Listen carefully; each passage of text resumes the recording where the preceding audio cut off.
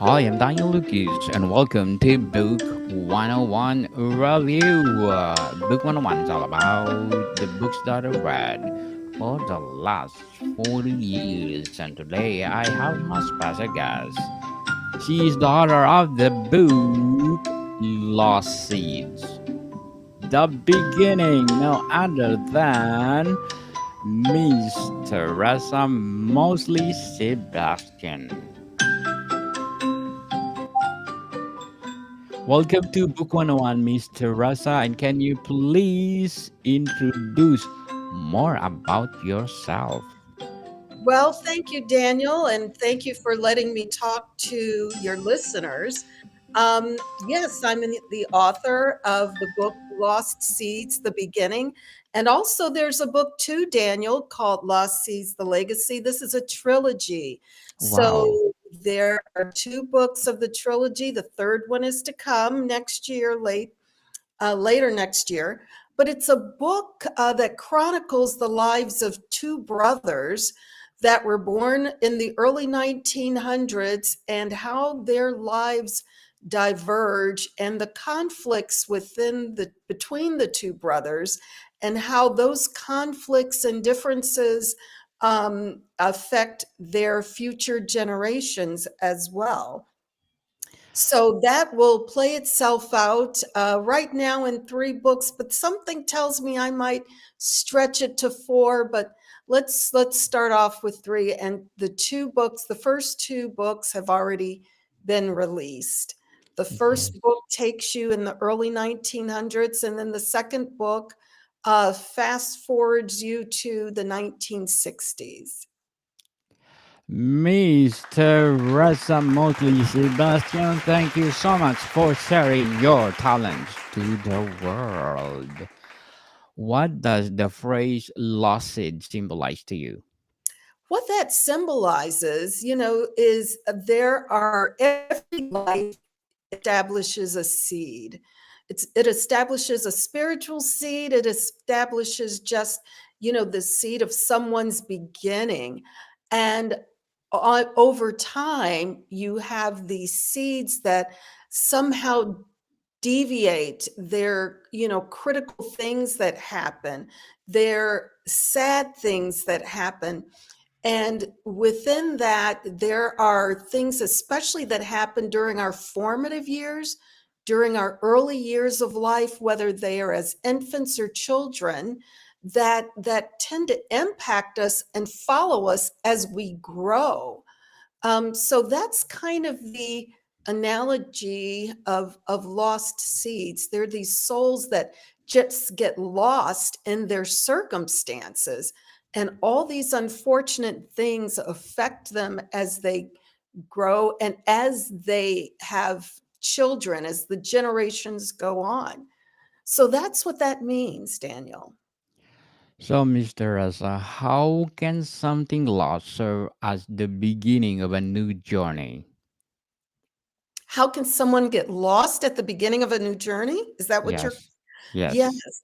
So, for example, depending upon the nature of your parents, what your parents are going through, if your parents are experiencing trauma in their lives at the time they are raising you, then that is definitely going to affect you. I mean, some of us have seen families or have lived in families where the parents had, whether there are addictions, whether the parents have emotional problems, or whether there are problems within the parents' relationships, those establish the environment in which we grow up. And again, it can't help but affect you as you develop and grow, and even after you leave the home. So, and it forms a basis of the type of individual and adult that we become unless we have very strong awareness of how our parents' lives impacted us, and we really work hard to overcome the remnants of that environment. within which we grew up. And it has, I'm not a psychologist, but have read quite a bit. And if we aren't careful, we tend to pass down that legacy again through our future generations. So that's what that means to me, Daniel. So, Mr. Russell, what might losses represent in terms of personal growth or potential? Yes. So we can all use these disadvantages, these negative things in our environment as learnings, as the core of our strength and ability to overcome. And that is the essence of the two brothers. One brother caves to all of the adversities and that environment within which he grew up. And the other brother uses it as a source of strength. Although along the way, that other brother that uses it as a source of strength has moments where he struggles with it, and some of the anger that that anger from the experiences he had years ago growing up does still tend to come up in uncontrolled ways and causes him to act out, but he quickly regroups himself. So it just shows, the lost seed shows how those adversities affect two individuals in different ways. But again, you will see how one brother uses it as a source of strength, and he keeps moving up and achieves his goals, to achieve some resemblance of success, at least success as he designs it or defines it to be. Because we don't all have to you know, fall down, or cave to the adversities that happen in our lives. So, how can loss be a catalyst for transformation of self discovery? How can loss be a catalyst for self discovery? Is that the question? Transformation of self discovery, yes. Yes. So, listen, we're all human and we all have weaknesses, and it's very hard, especially when we've suffered from extreme trauma. And it's easy to cave to it. But I think there are several ways that we can overcome those tragedies in our life and use it as a catalyst. So, you know, one way is I'm a believer in, tapping into your spiritual being, regardless of how you want to define spiritual being. Some define it in a religious sense, some define it in self strength and that inner peace that they find. So, yeah, if you tap into that and and just breathe and move forward and make sure you understand the difference between right and wrong, and find those things and those environments to build your self-esteem and support your efforts to overcome.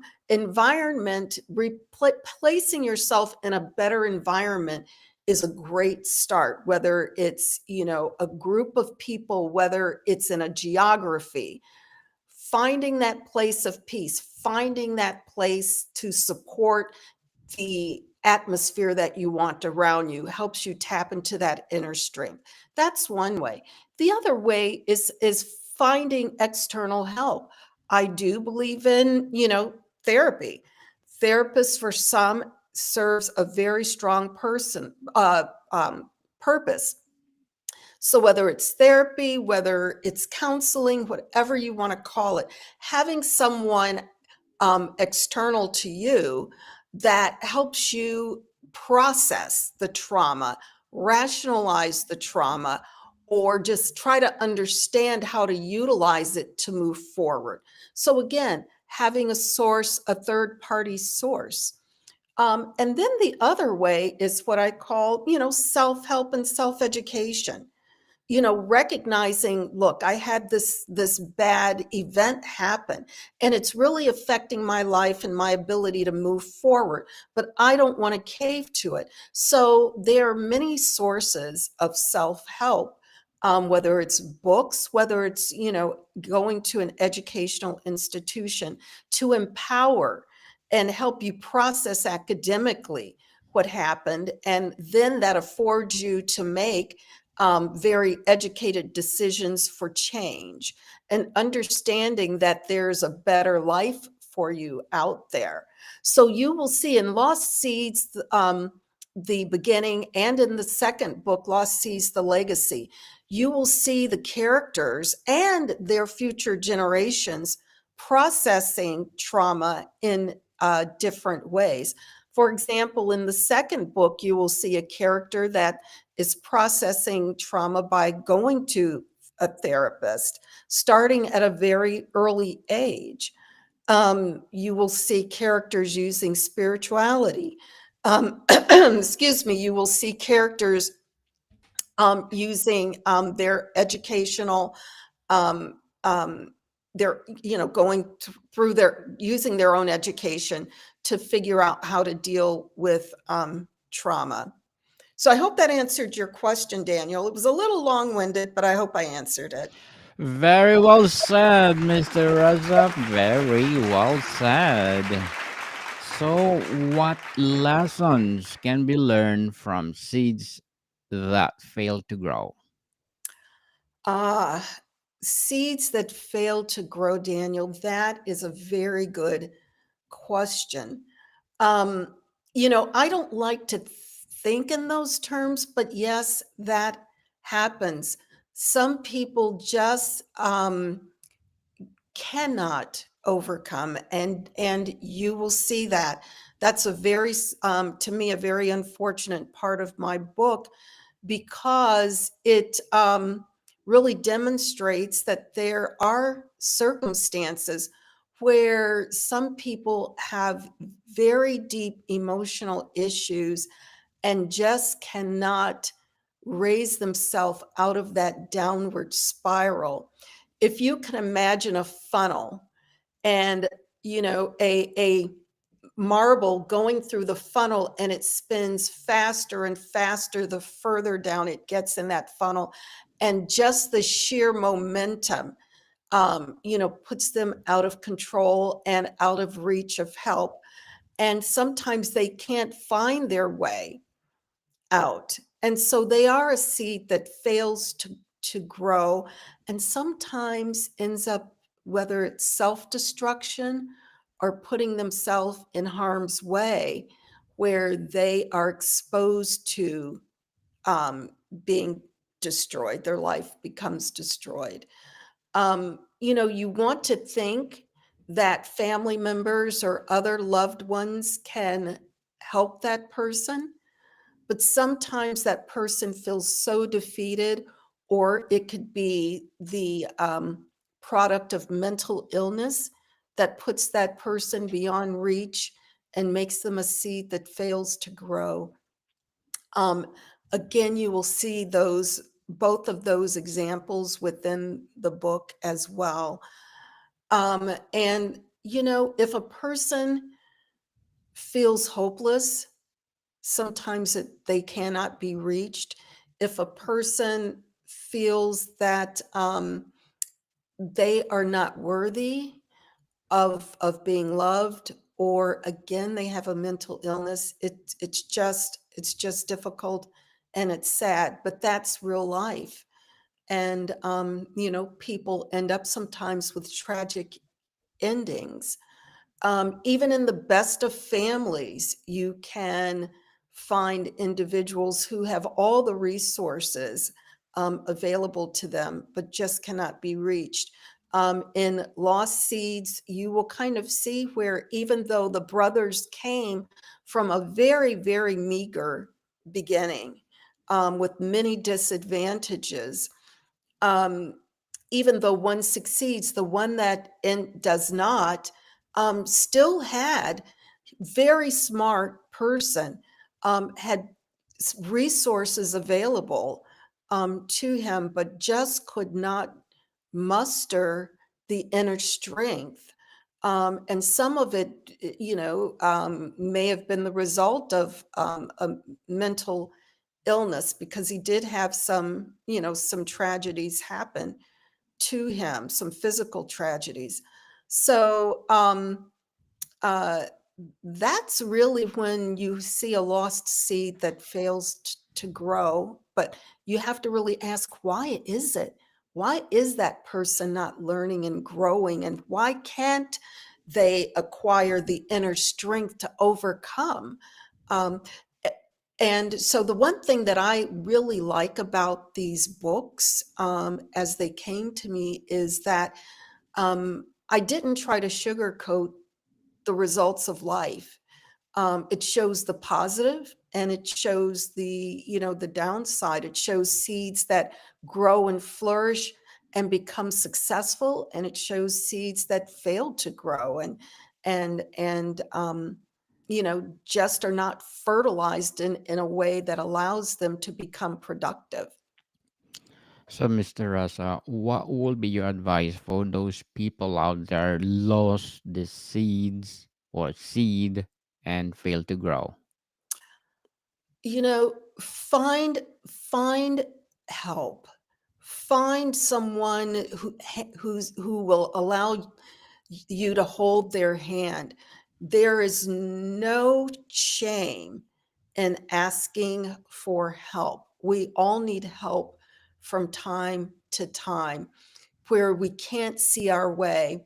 It's just like being in a building that's on fire and the smoke is all around us, and we can't find the door, we can't find the exit, and we feel like we're just going to perish.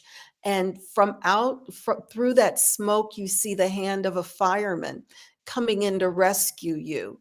Then what do we do as humans? We take that hand, we grab that hand and let that rescuer pull us out. And that's what those individuals who are in that situation you described, Daniel, um, should do, is find that first responder, that rescuer, and take their hand and let them lead you to safety. And that may be therapy, counseling, that may be just a simple hug. Sometimes we only need a hug, and allow people to love you, allow people to express that you're worthy. Um, and again, don't be afraid to ask for that help, because there are times, and if you haven't experienced it, you may experience it one day, where you really feel hopeless, and you feel like, oh gosh, this is not going to change. The one thing that we always have to remember is that um, tomorrow will come, and tomorrow may be the day that things get better. So, try to find a source of hope, whether it's someone that can speak positively to you, or whether it's just you telling yourself, gosh, I can go another day. I'm just going to, hope that tomorrow will be different and better. But again, be sure that you always ask for help. Yes, ask for help if you need help, people. So, Mr. Rasa, what is your short term and long term goals in writing? My short-term goal is to get the 3rd book out, Daniel. The outline is already there, and I'm gonna tell you what's happening to me is, as I am putting the 3rd book together, a 4th book is starting to talk to me. The characters are starting to talk to me about this scenario, this story, that really can be a book in it of itself. So, as I said earlier, it may not be a trilogy. It may be something a little bit more. I think these characters have more to say. So that's the short term.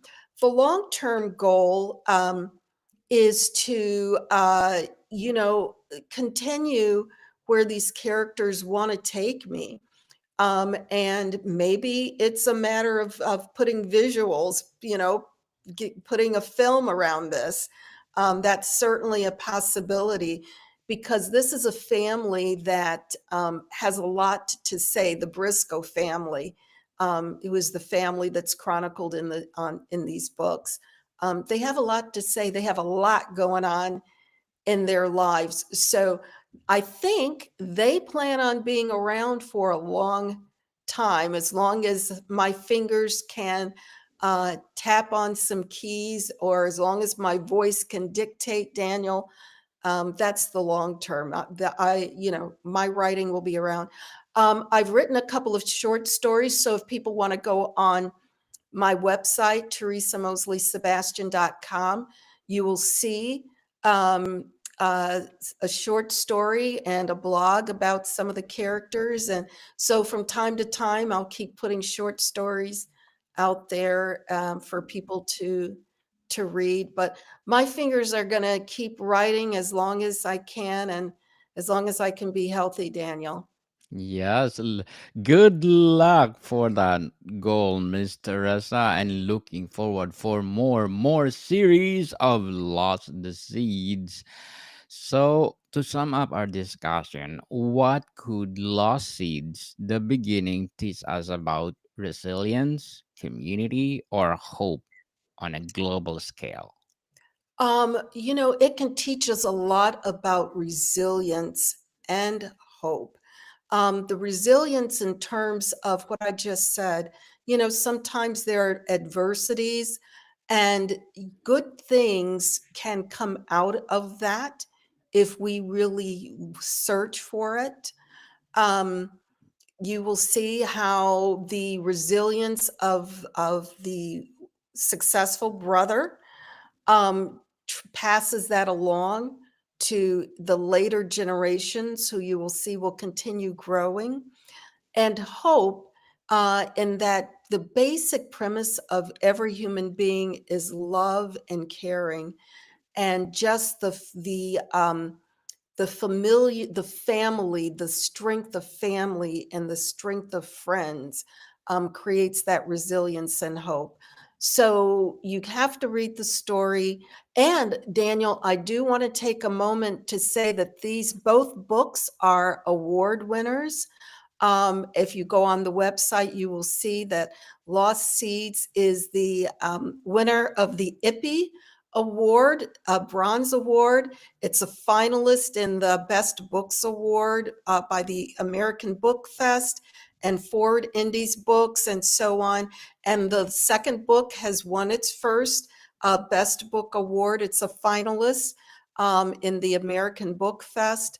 So both books are award-winning books, and you will see a lot about resilience and hope. And what really that means too on a global scale is that we as just a human race, look, for all of our faults and all of the tragedies that have happened over the years, no matter where you live, there is always a chance that things can improve. Because if we look just back over the several decades or the past century, we as a world, we're in a much better place. It's sad though that we still have the vestiges of war, discrimination, and poverty and hunger. We are still better than we were years before. So it may not seem like things are changing, but relatively speaking, they are. And there is hope. Miss Teresa Mosley Sebastian, thank you so much for giving us award-winning piece, and we are looking forward for more award-winning piece like this. So, Miss Teresa, can you please invite our listeners to support all your books? Yes. So the books are available on Amazon, Barnes and Noble, and bookshop.org. Please go on the website, Teresa Mosley Sebastian. bookstore.com, and you can pick up the books through there. I welcome everyone to pick up both books, Lost Sees the Beginning and Lost Sees the Legacy. And Daniel, I appreciate your audience and the readers of novels. Yes, people, let's support Miss Teresa because if you support her, more award-winning piece to come. So, Miss Teresa, thank you for your time. Thank you, Daniel, and have a good evening. More to come, people. See you soon.